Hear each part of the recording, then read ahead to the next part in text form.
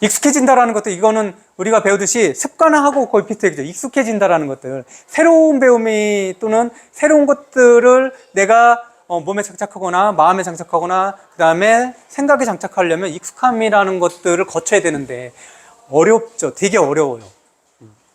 그럼 저도 지금 마라톤 같은 경우 지금 몇 년 됐지만 올해 작년 같은 경우에 하프 마라톤을 뛰었고 올해는 하반기에 9월 달에 10월 달에 춘천 마라톤을 달려볼 건데 풀코스를 예상하고 연습은 그렇게 일주일에 4번씩 달리고 있고 한 번 달리면 1시간, 그리고 토요일 날은 2시간 이렇게 달리고 있대요.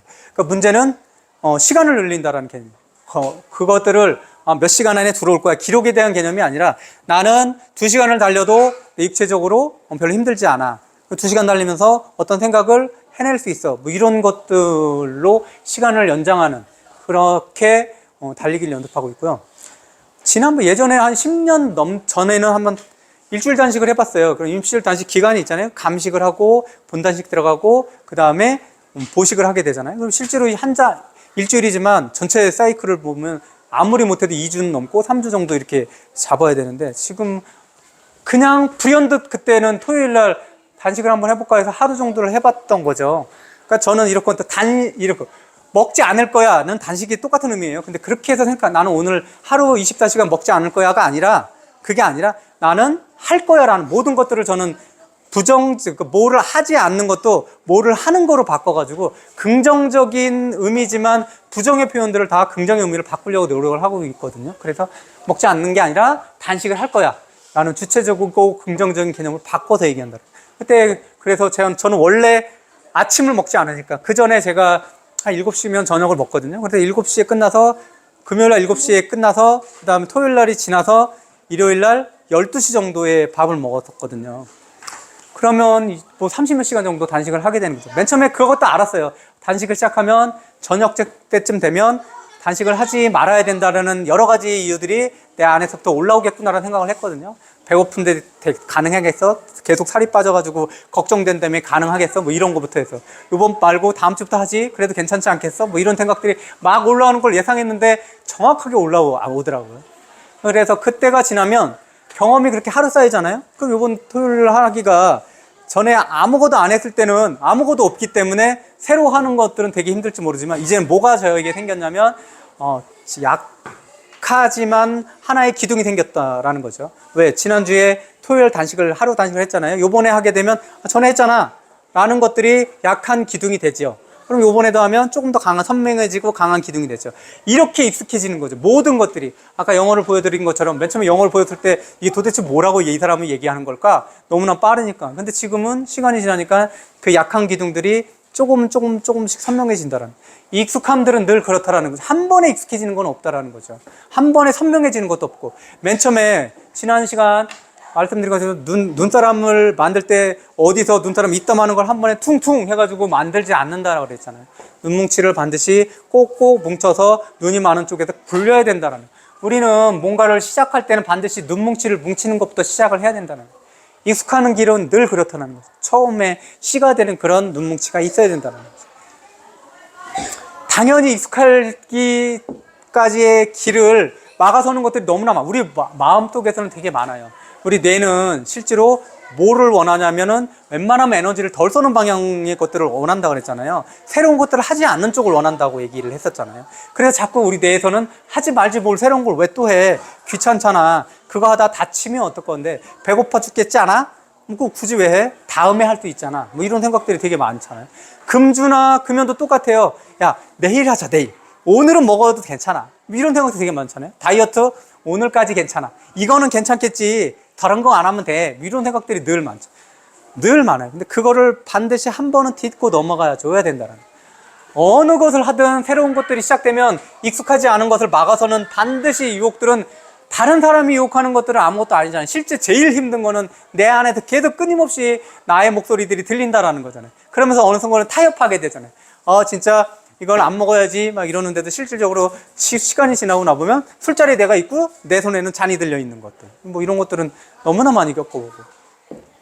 익숙함으로 갔을 때 제일 중요한 거는 첫 번째 실행이 반드시 필요하다. 제가 지난주 토요일 날 단식을 처음 하루를 시작했던 것처럼 내가 다음 단식을 해야 되는데 그냥 머릿속에 단식을 해야 된다, 단식을 해야 된다, 단식을 해야 된다는 그냥 단식을 해야 된다라는 생각으로 무엇을 모면하냐면 나는 그래도 단식의 필요성들을 생각하고 있어 라는 내 자신이 놀고 있지 않아 라는 명분만을 제공한다라는 거지 그것으로 해결될 수 있는 건 아니라는 거죠.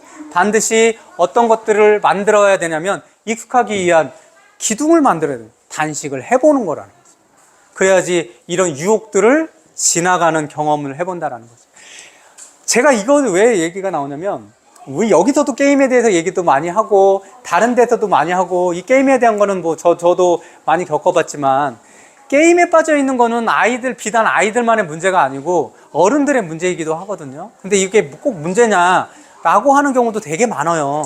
그런데 왜 게임 때문에 집에서 갈등이 있느냐, 부모님하고 아이들 또는 부부끼리도 게임 때문에 갈등이 있는 경우도 있죠. 남편이 또는 아내가 게임에 빠져 있고 그럼 가사 분담을 하지 않고 뭐 이런 경우도 있잖아요.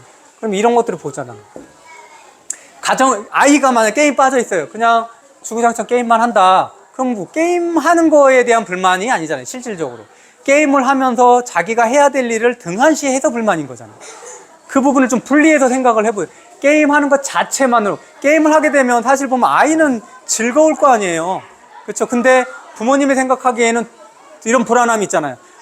지금 이 아이는 게임이 자기의 본분이 아닌데 이 아이의 본분은 적어도 건강을 위해서 노력을 하거나 또는 공부를 하거나 이것을 해야지 미래에 건강한 몸으로 살아갈 수 있고 또 미래에 자기 자신의 생활을 책임질 수 있는 수입을 얻을 수 있는데 이 두 가지를 준비를 해야 되는 그 시기인데 그 시간을 게임하느라고 다 사용하면 이 아이가 나중에 커서 자기가 살아갈 수 있는 경제적인 부분과 건강에 대한 부분을 해결할 수 있을까라는 그런 걱정 때문에 갈등이 시작된다는 거예요. 그럼 잘 생각해 볼게요. 그 아이가 게임을 하는 거는 주변 아이들도 다 하기 때문에 대부분 그럴 거예요. 그런 것들도 있지만 실질적으로 가정에서 아이가 하는 행동들은 대부분은 가정에서 보는 행동일 수가 있어요. 그렇죠? 가정에서 보는 행동일 거예요. 아이 말도 안 된다. 친구들이 맨날 하는데 친구들한테 제일 많이 보지 않냐 그러는데 생각해 보세요. 아이가 학교에 갔다 학원에 갔다가 들어가요. 그러면 학교에 수업할 때는 핸드폰을 꺼낼 수가 없어요. 그렇다고 쉬는 시간에도 꺼낼 수 없죠. 지금 거의 꺼낸다고 해도 10분이에요. 그럼 학원에서도 학원에 간다 그러면 학원 공부하는데 핸드폰을 꺼낼 수도 없어요. 중간에 쉬는 시간이거나 이동하는 시간 다 합치면 얼마나 될 것 같아요? 길어봐야 한두 시간이에요. 길어봐야. 그러면 아이들은 학교를 와서 학원을 끝나고 집에 오는 모든 시간을 해도 게임을 할 수 있는 시간은 한두 시간이라는 거예요. 아이가 친구랑 해도 봐서 한다? 그럼 아이가 친구의 행동을 봐서 내가 게임을 하는 시간은 한두 시간 노출되어 있는 게. 근데 집에 와서 보면 이 아이가 집에서 노출되는 시간이 얼마나 있느냐라는 거죠. 한두 시간은 더 된다라는 거죠. 한두 시간. 훨씬 더 많은 시간. 그리고 주말에는 온전히 부모님들이랑 있을 거라는 거죠. 게임이 훨씬 더 중독성이 있는 활동인 건 맞아요. 근데 부모님들이 우리 집의 공간에서는 대부분 다 어머니도 책 읽고 아버지도 책 읽고 우리가 기르고 있는 애완동물도 같이 책을 읽는다면 그 아이는 집에 오면 무조건 다 책 읽는 사람들이라면 이 아이는 행동과 행동이 부딪히는 것들을 볼 거예요. 아이들은 게임을, 부모님들은 책을. 그러면서 왔다 갔다 하겠죠. 맨 처음에 게임이 중독성이 있으니까는 게임 쪽에 빠질 수도 있어요. 빠지지만 실제로 내가 늘 보는 그 행위들에 대해서 늘 마음에 대해서 그쪽을 따라가고자 하는 마음이 없지 않다라는 거죠. 그러면 아이가 게임을 계속하고 있다는 것들은 가정에서도 누군가가 게임을 할 수도 있는 거고 누군가가 그 게임에 대해서 우호적일 수도 있다는 거죠. 우호적이다라는 게 나쁜 것이 아니라 어쨌든 게임에 대한 환경이 어떤 부분이라도 있다라는 거예요. 그러면 그 아이는 어떻게 해서든 시작을 했을 거고 그게 진행이 됐을 때는 문제는 뭐냐면 아이는 이런 생각이 하죠. 저도 술을 먹을 때 그랬지만 술을 맨날 먹으면 늘 좋아지지만은 않잖아요. 걱정도 되잖아요. 건강의 걱정. 아이도 그렇다라는 거예요. 아이가 게임을 하면서 즐거운 얼굴을 하고 있지만 실제로 이 아이의 마음에는 내가 이래도 되는가? 적어도 우리 부모님이 게임하는 걸 싫어한다는 거 알잖아요. 그리고 선생님을 통해서 게임만 계속하면 안 된다라는 것도 들었잖아요. 이 아이가 전혀 모르는 게 아니라 자기가 지금 무엇을 해야 되는지는 조금씩 안다란 말이에요. 그러면 이 아이에게는 게임을 하는 시간이 길어지면 길어질수록 그런 갈등은 마음속에서 잘하고 있단 말이죠. 안 할 때도 잘하고 공부를 안 할 때도 생각이 들고. 근데 그런 마음의 씨앗이 있는데 만약 거기다가 부모님 중에 너는 도대체 커도 뭐가 되려고 그러니? 라고 부정적인, 자기를 부정하는 부정적인 말들의 공격들을 받으면 이 아이는 어떤 마음이 생기냐면 기존에 자기가 왔다 갔다 하는 마음, 내가 게임을 해서 막 하지만 빠지면은 내가 이래도 돼? 라는 후회감도 있잖아요. 약물을 복용하는 사람들이 약물을 계속 복용하면 괜찮지만 복용하는 것에 대한 두려움이 있는 것처럼 이런 후회, 이런 만족이 왔다 갔다 하는데 부모님이 자기를 세차게 몰아친다. 그러면 이 친구는 또 어디로 갈 수 있는 공간이 없는 거예요. 나도 지금 마음이 힘든데 부모님 나보고 막 공격을 해요. 그럼 이 아이는 어디로 갈 것인가? 부모의 말을 듣고 게임을 툴툴 털고 그래 오늘부터 공부해야지 이런 마음이 생기는 것들은 100에 1명이 어렵다라는 거예요.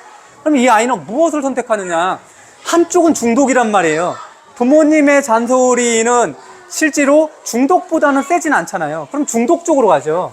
중독 쪽으로 가면서 무엇이 생기냐? 그래? 엄마가 또는 아빠가 나를 부정적으로 생각해? 그럼 좋아. 엄마나 아빠가 부정적으로 생각하는 나는 그대로 할 거야. 그래서 게임에 대해서 훨씬 더 집착할 수 있고 게임에 대해서 강한 명분을 가질 수 있다는 거죠. 실제로 이렇게 아이가 걱정돼서 부모님은 얘기하지만 그 말은 실제로 아이를 게임으로 더 등 떠미는 역할밖에 안 된다는 거예요. 그렇게 나오는 아이들은 몇 명 안 돼요. 몇 명이 될까 말까. 우리 아이는 왜 근데 못 나와? 되는 아이도 있는데 보통 아이가 대부분 다 못 나와요. 우리가 대부분 다 모든 아이들이 다 서울대 가는 거 아니잖아요. 대부분은 일반대 가잖아, 일반대. 그렇다고 해서 너는 왜 서울대 못 가라고 해서 넌 잘못됐어라고 얘기할 수 있는 게 아니잖아요. 그렇다고 서울대 간 사람이 아주 훌륭한, 그럴 수도 있지만. 어쨌든 정말 아이가 걱정되는, 게임에 빠진 아이가 걱정된다면 이게 아니라는 거죠. 두 가지를 다시 보셔야 돼요. 첫 번째는 우리가 보이는 행동, 이 가정이라는 공간에서 볼 수 있는 행동들은 적어도 다른 쪽으로, 원하는 다른 쪽의 모습들을 많이 보이자. 이건 부부간의 합의가 필요할 거예요. 아버님이 만약에 정말 게임을 정말 좋아하신다. 그러면 그것도 줄여나가게끔 어떤 합의가 필요하다는. 어머님 그러면 어떤 합의가 필요할 거예요.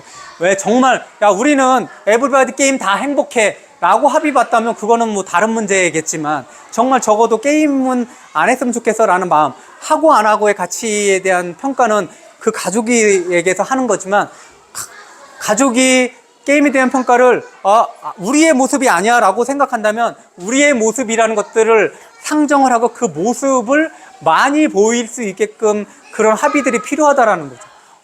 어렵지만.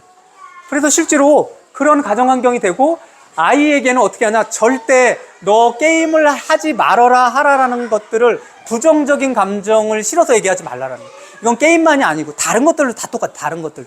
그럼 어떻게 하냐, 기다리는 것들이 제일 빨라요. 기다리면 그거 방관 아니냐.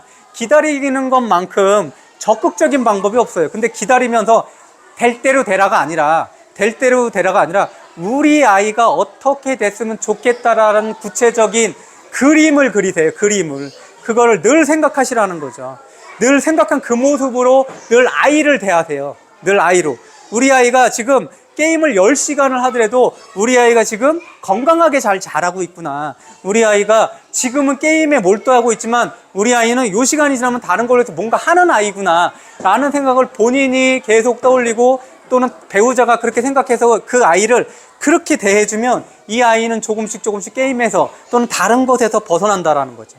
근데 게임을 하는 아이라고 생각하고 게임을 하는 아이로 얘기해주면 그 아이는 계속해서 게임을 하는 아이가 되는 거예요.